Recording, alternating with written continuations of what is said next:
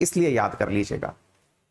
काफी important question है जिसे मैं अब डिस्कस करने जा रहा हूं, जिसका नाम है जस्टिस रोहिणी समिति या justice Rohini commission. Justice Rohini commission आपको इसलिए याद रखना चाहिए क्योंकि भारत में जो 27% अदर बैकवर्ड क्लास को सोशली और इकोनॉमिकली जो रिजर्वेशन दिया हुआ है, ओबीसी जिसे आप कहते हैं, इकोनॉमिकली नहीं है, आप बताइए कौन सा है।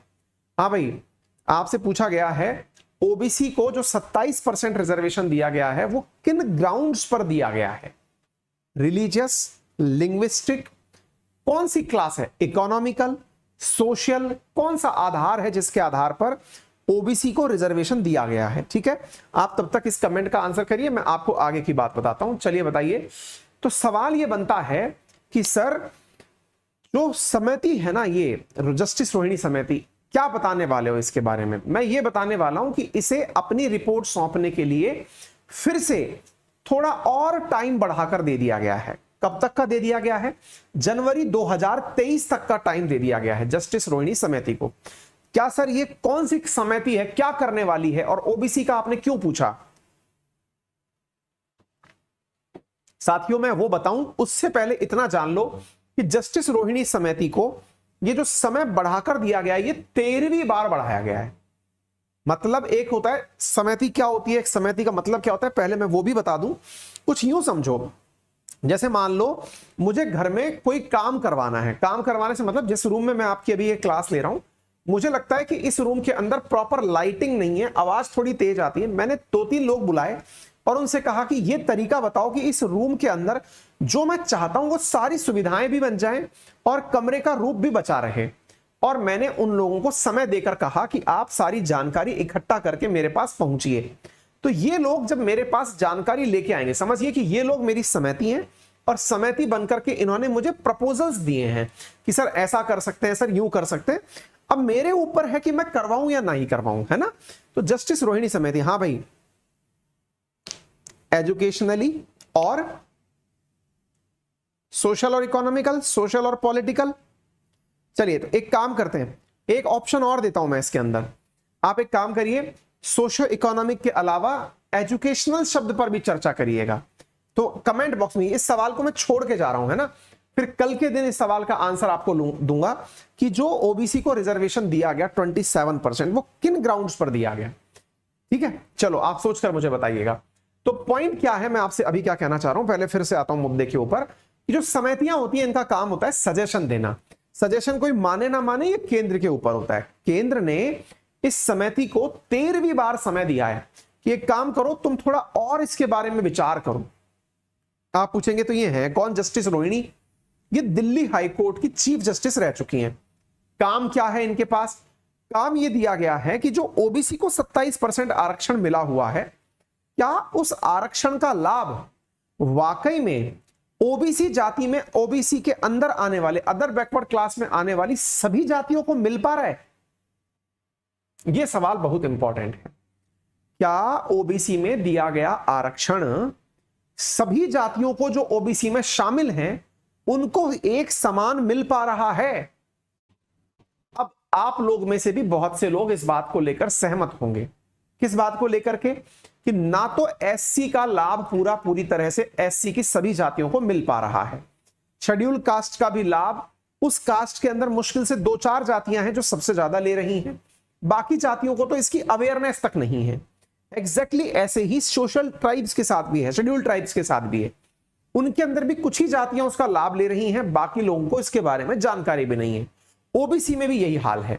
ऐसी स्थिति में जो आर्टिकल 340 के तहत बनाया हुआ national commission on backward class है, एनसीबीसी, उसने अपने द्वारा यह सजेस्ट किया कि एक काम करिए, एक ऐसी समिति बनाइए, वर्ष 2017 की बात है ये, एक ऐसी समिति बनाइए जो बैकवर्ड क्लास के भीतर जाकर, अदर बैकवर्ड क्लास के भीतर जाकर उनकी सामाजिक ताने बाने का अध्ययन करेगी, जांचेगी कि क्या वाकई में इन्हें आवश्यकता है रिजर्वेशन की।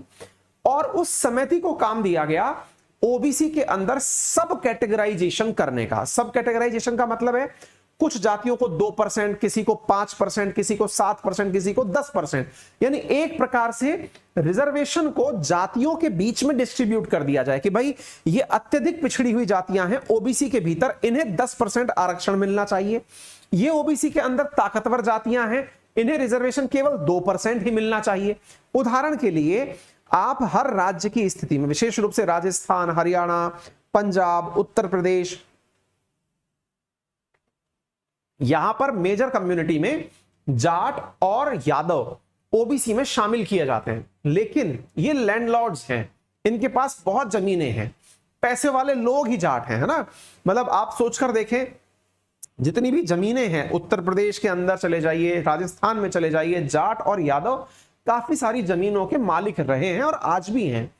हालांकि इनके लिए रिजर्वेशन की डिमांड क्यों की गई, ये इनकी सामाजिक पृष्ठभूमि, सोशल विषयों के ऊपर आधारित है, लेकिन इनके डेवलपमेंट के कारण समाज के भीतर से ही यह मांग उठती है कि ओबीसी के अंदर आने वाली जो और जातियां हैं, क्यों ना उन्हें ओबीसी के अंदर ही इस आरक्षण का लाभ दिया जाए। क्योंकि जो लोग ऑलरेडी अवेयर हो चुके हैं, जिन्हें यह जानकारी प्राप्त हो चुकी है कि हां रिजर्वेशन के फायदे कुछ होते हैं, उन्हें उसका लाभ ना देकर उन जातियों को लाभ दिया जाए जिनके पास इस जानकारी का अभाव है या जिन्हें इसकी सबसे ज्यादा आवश्यकता है। इसी को सब कैटेगराइजेशन कहा गया है और इसी सब कैटेगराइजेशन का अध्ययन करने के लिए 2017 में बनी हुई जस्टिस रोहिणी समिति जो है, इसको 13वीं बार सस्पेंड करके या फिर समय और दिया गया है कि आप अपनी साल जनवरी 2021 ये जो आ रही है 23 जो है, तब तक अपनी जानकारी हमें सौंप देना। इनका एक्सटेंशन 13वीं बार कर दिया गया है। उम्मीद है कि आप लोगों को अब ये बात समझ में आ गई होगी। 31 जनवरी तक बढ़ा दिया गया है 2021-23 के अंदर, है ना। तो मैं 21 और 31 बोल दे रहा हूं बार बार, तो 31/2023 तक इसको एक्सटेंड कर दिया गया है। 13वीं बार यह कार्य किया गया है, ठीक है ना। तो जस्टिस रोहिणी समिति जो है, जिसको आर्टिकल 340 के तहत बनाया गया, इसको यह जिम्मेदारी दी गई है कि वो सब कैटेगराइजेशन पर कार्य करे ओबीसी के अंदर, यानी ओबीसी का जो रिजर्वेशन है उसका सब कैटेगराइजेशन फर्दर कैसे हो, इसके बारे में यह कार्य करे, ठीक है। तो उम्मीद है कि आप लोगों को यह बात बेहतरीन तरीके से समझ में आ गई होगी कि इसको किस आधार पर बनाया गया है, ठीक है। हाँ जी, तो ये आप देख सकते हैं वर्ष 2013-17 का ट्वीट है, हिस्टोरिकल डिसीजन बाय द प्रधानमंत्री, जिन्होंने सब कैटेगराइजेशन ओबीसी के अंदर कराने का निर्णय लिया है। रिजर्वेशन के प्रोविजंस की बात करें तो कालेलकर कमीशन जो था 1953 के अंदर, उन्होंने सबसे पहले बैकवर्ड क्लास को आइडेंटिफाई किया था एससी और एसटी के अलावा। मंडल कमीशन की रिपोर्ट के आधार पर 1980 के अंदर ओबीसी पॉपुलेशन जो है उसे 52% के आसपास माना गया और उसमें 1257 कम्युनिटीज जो है उनको शामिल किया गया। एससी एसटीज और ओबीसी को मिलाकर के 49.5% रिजर्वेशन रखा गया। आज यह आरक्षण जो दिया जाता है वो आर्टिकल 15 के भाग 4, 16 के भाग 4 और 340 भाग 1 के तहत दिया जाता है। यहां पर आपको यह तथ्यात्मक जानकारी ऑलरेडी लिखित में दी जा रही है। 102वें संविधान संशोधन के माध्यम से नेशनल कमीशन और बैकवर्ड क्लास का गठन किया गया, ठीक है ना। तो एक प्रकार से यह काफी ज्यादा इंपॉर्टेंट जानकारी है जो आप लोगों को पता होनी चाहिए, ठीक है। तो ये क्लासिफिकेशन के बारे में जानकारी है। आप इसके ऊपर एक प्रॉपर क्वेश्चन की प्रैक्टिस करके भी देख सकते हैं कि क्या सब कैटेगराइजेशन जो है वो एक मतलब समाधान है क्या ओबीसी के अंदर सभी को रिजर्वेशन उपलब्ध कराने का, ठीक है।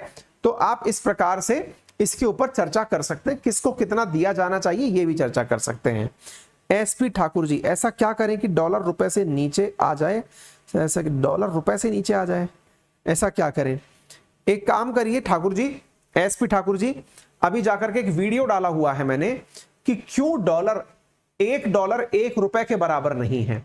हाँ भाई, एक बार उस वीडियो को कमेंट बॉक्स में इनके लिए शेयर करो ताकि ठाकुर जी जो है उस वीडियो को देख लें। कमेंट बॉक्स में डालते रहो, पिन कर दो, पिन नहीं मतलब ऐसे शेयर कर दो ताकि आप इसको एक बार के लिए देख करके अंदाजा लगा लें, है ना, कि हमारा डॉलर के सामने इतना बुरा हाल क्यों है। बहुत देर से आप एक ही चीज को लिखे जा रहे हो बार बार। हाँ जी, शुभांशु, 2, 6, 9, 10 प्रशिक्षण के आरक्षण दे दिया जाए, ठीक है, 4 वर्गों में बांट करके। इन्हीं चीजों पर चर्चा चल रही है, 2, 6, 9 और 10% के ऊपर ही चर्चा चल रही है कि इस प्रकार से कैटेगराइज करके 2%, 6%, 9%, 10%, लेकिन इस पर आम सहमति बन नहीं रही है, क्योंकि जिस भी कम्युनिटी को यह लगता है कि उसे 2% मिलेगा, वो पावर में भी तो होती है ना, क्योंकि उसके ऊपर वोट भी तो उसके पास डिपेंड करते हैं ना, वो ताकतवर भी तो होती है ना। इस कारण से इतना आसान नहीं है ये काम करना, ठीक है। हाँ जी सर, गवर्नमेंट को याद जनरल में कर देना चाहिए, यादव को जनरल में कर देना चाहिए। अच्छा, आप लोगों का जो है ना, मतलब सर जाट केंद्र में उसमें आते हैं। हाँ, तो ये जितनी भी चीजें आप लोग बता रहे हैं, निश्चित ही ये चीजें जो है काफी मायने रखती हैं। चलिए आगे बढ़े। एक बंदा है जो कि क्लास के अंदर ओयो रूम्स का मतलब प्रचार कर रहा है। एक बच्चा कह रहा है सर आप स्मार्ट दिखने लग गए हैं। हाँ, जब हम कटिंग करा के आ जाते हैं तब ऐसा लगता है, हमको खुद को भी लगता है कि हम इंसान टाइप के दिख रहे हैं। चलिए, यूपीएससी कैटेगरी के अंदर अगर आप तैयारी करते हैं तो अनअकैडमी पर इस समय अनअकैडमी लाइट में आप लोगों को प्रीलिम्स को ध्यान में रखते हुए बहुत ही शानदार प्रकार के, सोचिए 55,000 से ज्यादा बच्चे हमारे अनअकैडमी लाइट पर जुड़े हुए हैं। प्रोडक्ट की आप उपयोगिता इससे समझ सकते हैं, ठीक है ना। ये टेस्ट सीरीज है, पेड टेस्ट सीरीज है, जिसमें आप कनेक्ट कर सकते हैं, ठीक है बेटा। इसमें आपको बेस्ट एडुकेटर्स के द्वारा तैयार की हुई कंटेंट मिलती है, आप इसको अंदर पार्टिसिपेट कर सकते हैं, ठीक है बेटा। इसके अलावा अनअकैडमी के प्रीलिम्स और सीसेट को आप टारगेट करके पढ़ सकते हैं। अनअकैडमी के कोर्सेज में रेज ए हैंड फीचर है, यदि आप टीचर से डाउट पूछना चाहते हैं तो आप डाउट पूछ सकते हैं। प्लस कोर्सेज में हमारे साथ आपको जो कंटेंट दिया जाता है उसमें प्रॉपर तरीके से पीडीएफ प्राप्त होती है। पीडीएफ के साथ साथ आपको पूरा टेस्ट एनालिसिस होता है, टीचर से बात करने का मौका मिलता है। हमारे आइकॉनिक कोर्सेज के अंदर आप टीचर से डायरेक्ट बात कर सकते हैं, क्लास के दौरान उससे कनेक्ट हो सकते हैं, अपने डाउट पूछ सकते हैं, सारा कंटेंट पीडीएफ के फॉर्मेट में प्राप्त कर सकते हैं। ये हमारे सब्सक्रिप्शन का एक और टाइप है जिसे आप आइकॉनिक के नाम से जानते हैं। एसएससी कैटेगरी के अंदर भी हमारे कोर्सेज हैं। मेरा एक नया वीकेंड बैच शुरू हो रहा है एसएससी के अंदर, यदि आप उसे ज्वाइन करना चाहें तो बहुत ही नॉमिनल कीमत पे आपको वो कोर्स उपलब्ध हो जाएगा, आप उसे ज्वाइन कर सकते हैं। Thank you so much. अपना ख्याल रखें, बड़ों का सम्मान करें, छोटों को प्यार दें, अपना व्यक्तित्व इस प्रकार से विकसित करें कि महिलाएं आपके साथ सुरक्षित महसूस करें।